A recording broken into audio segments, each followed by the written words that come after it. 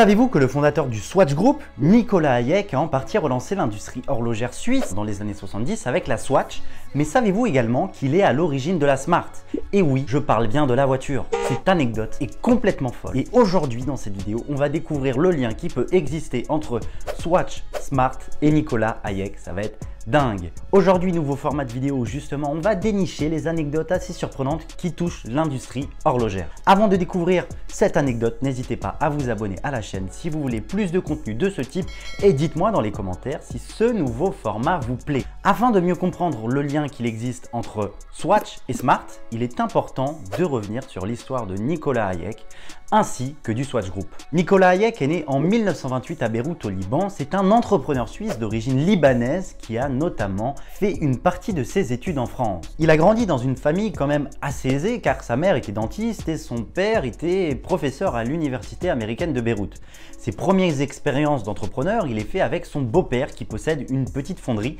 Malheureusement, son beau-père avait fait un AVC et la famille lui a donc demandé de gérer les affaires de l'entreprise. C'est là qu'il va connaître ses premiers succès. Grâce à un contrat avec la fonderie qui devait réaliser des pièces pour Mercedes, il va commencer à se faire un nom et sera recommandé auprès de d'autres entreprises. C'est là qu'on s'aperçoit qu'il commence à avoir un petit lien entre l'automobile et surtout avec Mercedes notamment. En 1963, il fonde la société de conseil Hayek Engineering à Zurich et vous allez voir, cette société jouera un rôle très important. Pour revenir sur l'industrie horlogère suisse, jusqu'au début des années 1900, l'industrie horlogère était principalement constituée d'entreprises et de manufactures qui travaillaient indépendamment les unes des autres. C'est avec les diverses grandes crises financières comme la Grande Dépression qu'il y a eu en 1929 aux États-Unis principalement qui a poussé les firmes horlogères, principalement suisses, à se regrouper pour mieux affronter les difficultés et faire face à la concurrence principalement. Les fabricants de montres sont alors trop petits, trop faibles et surtout trop dispersés. La crise les frappe de plein fouet, menaçant sérieusement leur activité et leur survie. Dans la tourmente, la Confédération des principaux établissements bancaires, créée en 1931,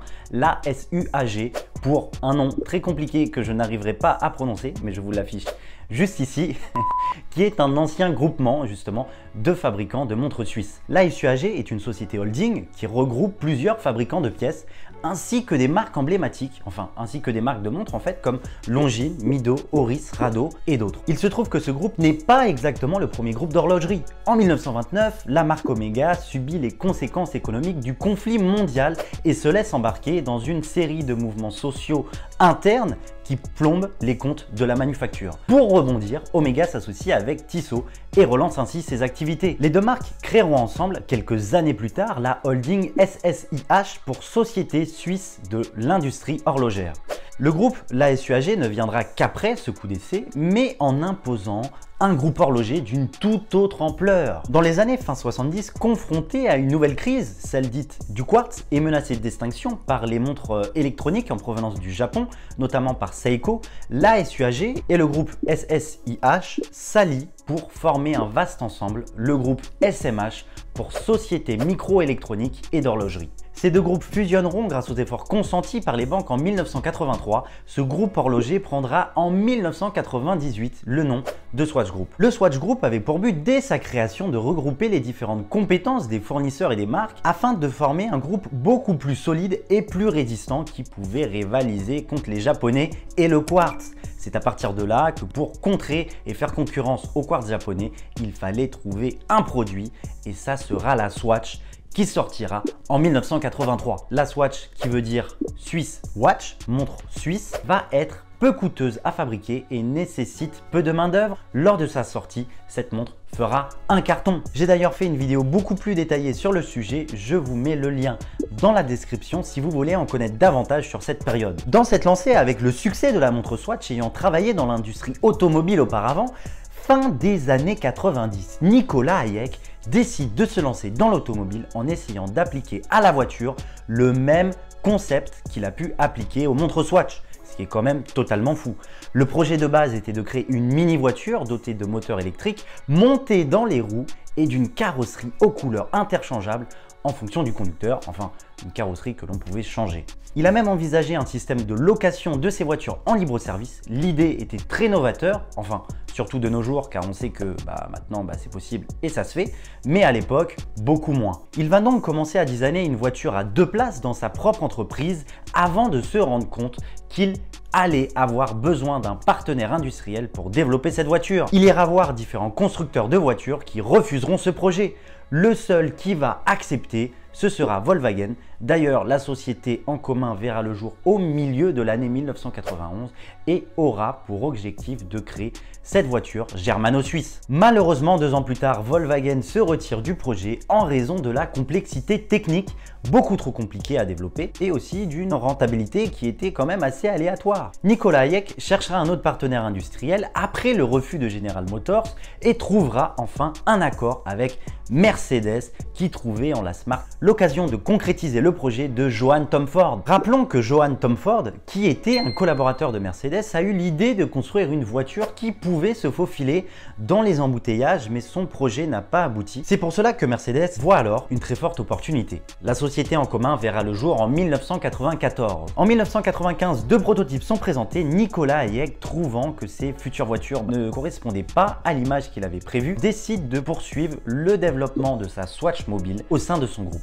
Le nom Smart est créé en 1995 et c'est la contraction de Swatch, de Mercedes et du mot art qui est le nom donné au projet. Dès son lancement, la voiture se démarquera avec des couleurs vives. En 1997, la première voiture Smart sort des lignes d'assemblage de la nouvelle usine d'Hambach en France. Mais en décembre de cette même année, et sur le point d'être commercialisée, la classe A va échouer au test de l'élan, ce qui va être un échec pour la voiture et pour Mercedes. À la suite de ça, la Smart fait l'objet de modifications techniques pour s'assurer qu'elle ne subisse pas le même sort dès sa commercialisation. Sa commercialisation sera donc repoussée parce qu'il faut savoir que modéliser une voiture est très compliqué. D'ailleurs, c'est pour ça que Volkswagen s'est retiré. La Smart City Coupé est lancée en octobre 1998 et ça va être un échec. D'ailleurs, le nom de ce modèle sera changé pour l'appeler Fortwo. Les investissements qui étaient nécessaires pour poursuivre le projet étaient devenus beaucoup trop importants.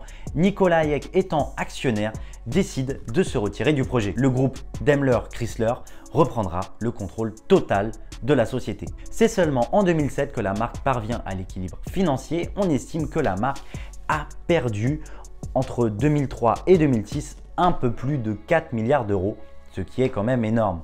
Nicolas Hayek décédera en 2010, laissant ce projet derrière lui. Certes, il a réussi à redresser l'industrie horlogère suisse et il a souhaité implémenter exactement les mêmes codes dans l'automobile, mais malheureusement, ça n'a pas marché, ou du moins pas comme il le souhaitait. Parce qu'il faut savoir que lors de la conception de la Smart, miniaturiser une voiture était très petit, très coûteux et surtout, il se trouve que les gens en fait avaient peur de monter dans la voiture parce que y a très peu de carrosserie. Alors que dans une Twingo, à l'époque, qui cartonnait, justement, il y avait un peu plus de carrosserie et c'est vrai que l'on se sentait beaucoup plus en sécurité que dans une Smart et aussi c'était le prix de la Smart qui était exorbitant pour une simple voiture de place. On peut dire que la Smart était plutôt une voiture destinée aux grandes métropoles et à une clientèle quand même assez aisée. Je trouve que cette anecdote est quand même assez folle. Ok, l'horlogerie et le monde de l'automobile sont quand même étroitement liés, mais de là se dire que dès le début, on pouvait faire une Swatch mobile, c'est quand même assez fou. D'ailleurs, dites-moi dans les commentaires ce que vous pensez de cette anecdote et si vous voulez plus de vidéos de ce type, dites-le moi également. Si vous voulez savoir comment Rolex a pu sauver la manufacture Zenith, n'hésitez pas à cliquer sur la vidéo qui s'affiche. Et moi, je vous dis à tout de suite.